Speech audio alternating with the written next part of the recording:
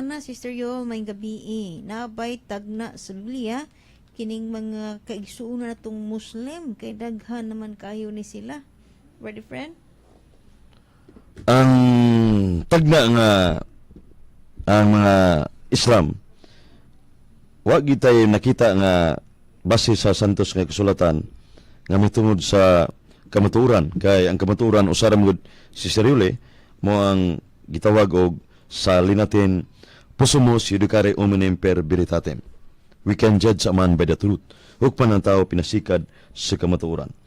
Sa kamatuoran tong basihan nga ang simbahan nga tinuod kay ang Islam suma sa kining libro ko na kuan nga World Religion nga natukod 610 ni Muhammad.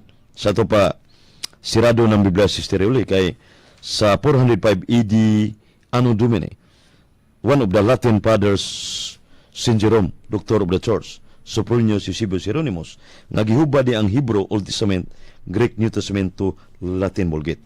So diha na ang first translation of the Roman Catholic Church, Latin version. Ang Islam, kuan pa, 6th century pa. Ang 4th century, diha ng kuan kining Biblia.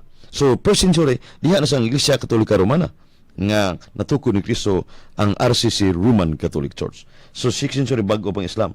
So, di may tabo nga aduna sila kapisikaran sa balaang kasulatan kay diha ng Biblia uwahay ra na ang ilahang simbahan. Pero mugamit sila Biblia kay ang Quran, Holy Book of Islam, ila man ang kanang si Maryam, si Isa, di kam nas Biblia. So, niya mingon sila Muslim din ang kining si Jesus, si Moises, pangutana naabay tayo mabasa standard nga libro sa tibok kalibutan, mga encyclopedia nga kini si Jesus, si Jose ug si Moises Islam ni. So di man na matubag.